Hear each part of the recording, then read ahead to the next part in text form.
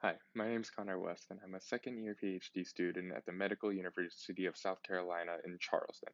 I work under Rick Drake in the Pharmacology and Proteomics department, and today I'm going to talk a little bit about my research in looking at in-link glycosylation as it pertains to cancer development and progression using MALDI-IMS.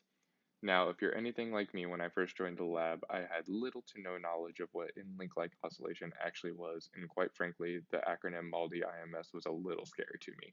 So I'm going to go into a little more detail about what those two things are before I dive into what my research pertains to.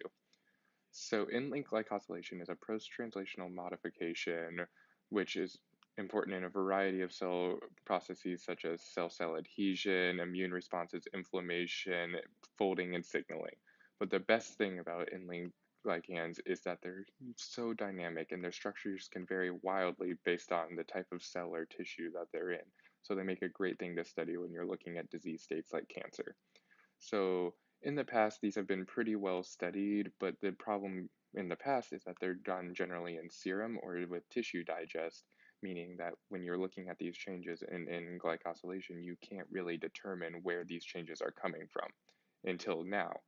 So what we do in our lab is we use MALDI-IMS, which is matrix-assisted laser desorption ionization imaging mass spectrometry, which as you can see is a mouthful, so we usually just call it MALDI-IMS.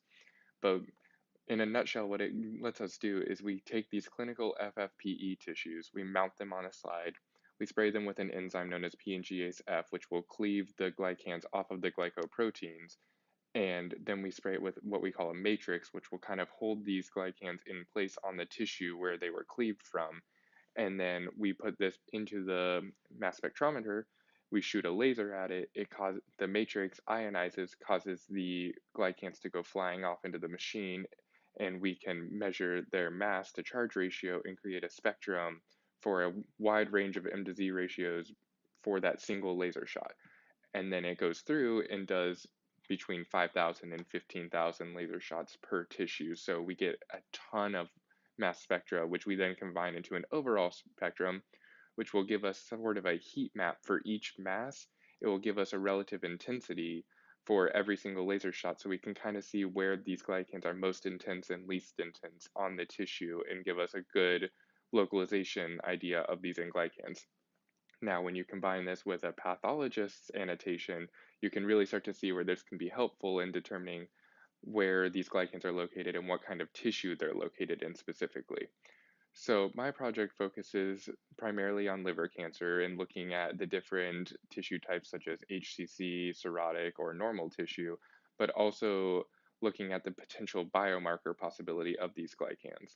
So the big problem that I'm focusing on is that we're not able to determine structural conformation with the MALDI-IMS method that we currently have. So my project focuses on taking different enzymes and applying them in different ways, different enzymes that will cleave glycans different ways and cleave only certain structural linkages, and combining all these different enzymes to kind of give a better idea of the structural conformation of these glycans, such as their different linkages, different orientations of the glycans, things along those lines, which will kind of nail down a little bit more concrete what glycans we're seeing where, and maybe even further deduce possible biomarkers for these different types of cancers, and then ultimately determine the type of proteins that these glycans are attached to, which can also be used for a target in the future. So that's basically what I'm studying in a nutshell. I hope you're able to take something away from it, but if not, you feel free to contact me with any questions or concerns or comments or critiques, whatever you want to tell me. I'm happy to take it through email or website, whichever way is easiest. Hope you guys have a great rest of your day.